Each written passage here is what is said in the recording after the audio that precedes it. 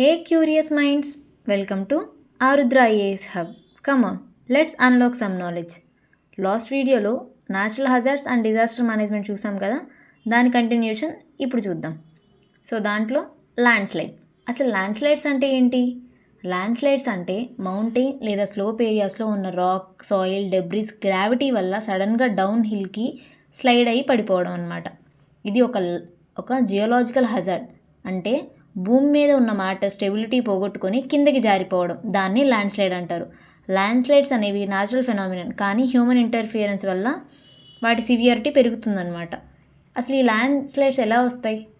వీటికి main reason ఏంటంటే slope stability loss అవ్వడం అనమాట. ఇది ఎలా జరుగుతుందంటే హిల్ స్లోప్స్లో సాయిల్ అండ్ రాక్స్ కలిసి ఉంటాయి. వాటిని హోల్డ్ చేసే ఫ్రిక్షన్ అండ్ కొహిషన్ కూడా ఉంటాయి కదా.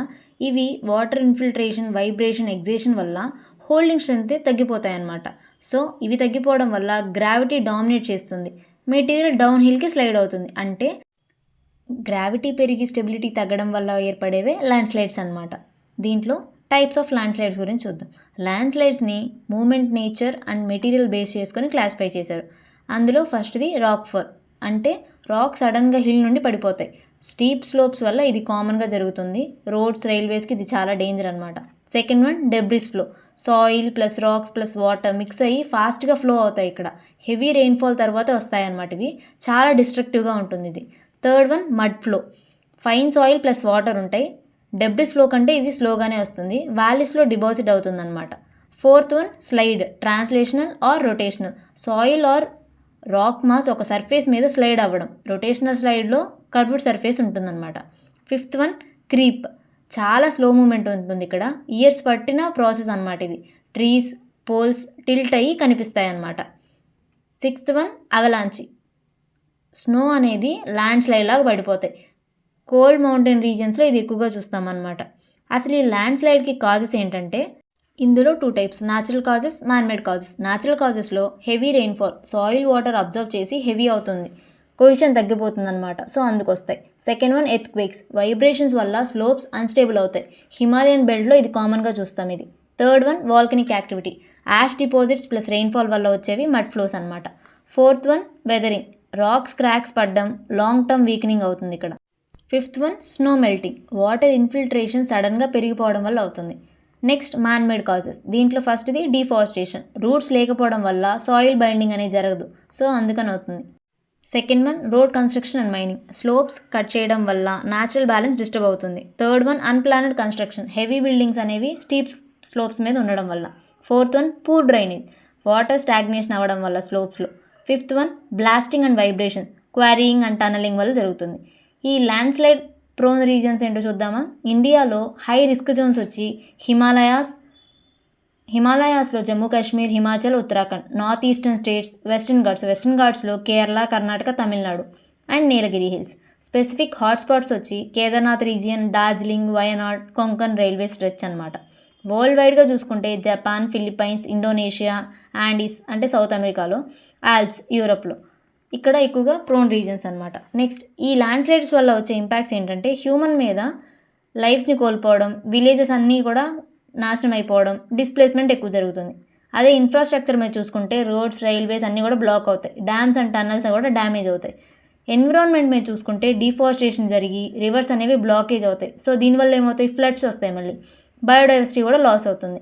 వీటి కోసం ప్రివెంటివ్ మెజర్స్ చూస్తే దీంట్లో స్ట్రక్చరల్, నాన్ స్ట్రక్చరల్ చూస్తే retaining walls, rock bolting, slope terracing, check dams, proper drainage ఛానల్స్ని వీటిని మెయింటైన్ చేయాలి. నాన్ స్ట్రక్చరల్ మెజర్స్ చూసుకుంటే hazard zonation mapping, afforestation, controlled land use, early warning system, public awareness, slope monitoring అనమాట. ఈ land slide management India కోసం ఏం చేశారంటే NDMA guidelines అనేవి ల్యాండ్ స్లైడ్ మీద ఇచ్చారు.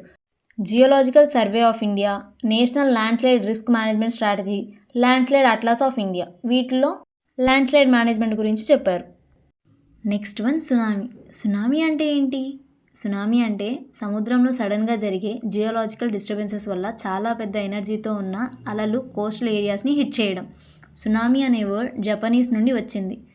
సు అంటే హార్బర్, నామీ అంటే వేవ్.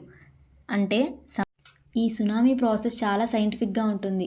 సీ ఫ్లోర్లో ఎర్త్‌క్వేక్ లేదా వాల్కనిక్ ఎరప్షన్ లేదా ల్యాండ్ స్లైడ్ జరుగుతుంది. ఇలా జరగడం వల్ల సీ బెడ్ సడన్గా అప్లిఫ్ట్ అవుతుంది. అప్లిఫ్ట్ అయ్యి వాటర్ కాలమ్ డిస్టర్బ్ అవుతుంది అండ్ ఎనర్జీ వేవ్స్ అనేవి ఇక్కడ ఫామ్ అయిపోతాయి. ఓపెన్ ఓషన్లో స్పీడ్ చాలా ఎక్కువగా ఉంటుంది. 700 to 800 km/h జరుగుతుంది. సో ఏమవుతుంది, షోర్ దగ్గర డెప్త్ తగ్గగానే వేవ్ హైట్ సడన్గా పెరిగిపోతుంది. కోస్టల్ ఏరియాస్ని డిస్ట్రాయ్ చేస్తుంది. ఓపెన్ సీలో సునామీ కనపడదు. కోస్ట్ దగ్గర డేంజరస్గా మారుతుందన్నమాట ఇది. సో సునామీకి నార్మల్ వేవ్స్కి తేడా ఏంటంటే, నార్మల్ వేవ్స్ అనేవి విండ్స్ వల్ల వస్తాయి. సునామీ అనేది ఎర్త్ మూమెంట్ వల్ల జరుగుతుంది. ఇక్కడ నార్మల్ వేవ్స్లో షార్ట్ వేవ్ లెంత్ ఉంటుంది, కానీ సునామీలో వెరీ లాంగ్ వేవ్ లెంత్ ఉంటుంది. నార్మల్ వేవ్స్లో ఎనర్జీ చాలా తక్కువ ఉంటుంది, సునామీలో ఎక్స్ట్రీమ్లీ హై ఎనర్జీ ఉంటుంది. నార్మల్ వేవ్స్ రెగ్యులర్గా ఉంటాయి, సునామీ వేవ్స్ అనేవి రేర్గా ఉంటాయి బట్ చాలా డిస్ట్రక్టివ్ ఇవి. సునామీలో టైప్స్ చూసుకుంటే first one earthquake induced tsunami. ఇది చాలా కామన్గా వస్తుంది, సబ్డక్షన్ జోన్స్లో వస్తాయన్నమాట. 2004 ఇండియన్ ఓషన్లో సునామీ దీనికి best example. Second one volcanic tsunami. Volcanic eruptions కానీ వాటి వల్ల వస్తుంది. ఇది వాల్కనిక్ ఎరప్షన్స్ లేదా కాల్డెరా కొలాప్స్ వల్ల వస్తుంది. క్రకటోవా ఎరప్షన్ 1883లో జరిగింది, దీనికి best example. Third one land slide tsunami. Under water land slides వల్ల వస్తుంది ఇది. జార్డ్స్ అండ్ స్టీప్ స్లోప్స్లో ఇది కామన్గా చూడొచ్చు. Fourth one meteorite. దీంట్లో nuclear test, coastal mining disturbance seabed వల్ల వస్తాయన్నమాట. ఇవి రేర్గా వస్తాయి. సునామీ ప్రోన్ రీజియన్స్ చూద్దాం నెక్స్ట్. గ్లోబల్ సునామీ బెల్ట్స్లో పసిఫిక్ రింగ్ ఆఫ్ ఫైర్లో జపాన్, ఇండోనేషియా, ఫిలిప్పైన్స్, చిలీ ఉన్నాయి. ఇండియన్ ఓషన్ రీజియన్ దగ్గర ఇండోనేషియా, శ్రీలంక, ఇండియా, థాయిలాండ్ అనమాట. మన ఇండియాలో చూసుకుంటే Andaman and Nicobar islands, Tamil Nadu coast, Andhra Pradesh coast, Kerala కోస్ట్లో. 2004 ఇండియన్ ఓషన్ సునామీ 2,30,000+ మంది చనిపోయారు ఇక్కడ. వర్స్ట్ సునామీ డిజాస్టర్ అనమాట హిస్టరీలోనే ఇది. పబ్లిక్కి తెలియాల్సిన కొన్ని సైన్స్ ఏంటంటే, strong earthquake felt near coast, sea water సడన్గా రీట్రీట్ అవ్వడం, లౌడ్ రేరింగ్ సౌండ్ ఓషన్ నుంచి రావడం. ఈ సైన్స్ కనిపిస్తే ఇమీడియట్గా హైయర్ గ్రౌండ్కి వెళ్ళాలి. వీటి కోసం ప్రివెంటివ్ అండ్ మిటిగేషన్ మెజర్స్ చూసుకుంటే స్ట్రక్చరల్ అండ్ టెక్నాలజికల్ మెజర్స్ వచ్చి tsunami early warning system, seismic monitoring, deep ocean pressure sensors, coastal embankments. అదే నాన్ స్ట్రక్చరల్ మెజర్స్ చూసుకుంటే coastal zoning regulation, mangrove plantation, evacuation routes. Next tsunami measuring. దీంట్లో seismic waves role చాలా important అనమాట. సునామీని డైరెక్ట్గా measure చేయరు, tsunami వేవ్స్ని కాదు, సునామీకి cause అయ్యే ఎర్త్క్వేక్స్ని మెజర్ చేస్తారు. ఎర్త్క్వేక్ డిటెక్ట్ అయ్యాకే సునామీ పాసిబిలిటీని అనలైజ్ చేస్తారనమాట. ఈ సెస్మిక్ వేవ్స్ ఒకటే సరిపోతాయా? లేదు, సెస్మిక్ వేవ్స్ ఎర్త్క్వేక్ని మాత్రమే చెప్తాయి. సునామీ కన్ఫర్మ్ చేయడానికి ఓషన్ ఇన్స్ట్రుమెంట్స్ కావాలన్నమాట. సునామీ కన్ఫర్మేషన్ ఇన్స్ట్రుమెంట్స్ అనేవి చాలా ఇంపార్టెంట్. వాటిల్లో డాట్ బయోస్ అండ్ టైడ్ గాజెస్ని ఎక్కువగా యూజ్ చేస్తారు. నెక్స్ట్ వీడియోలో రిమైనింగ్ న్యాచురల్ హజార్డ్స్ గురించి తెలుసుకుందాం. Thanks for watching.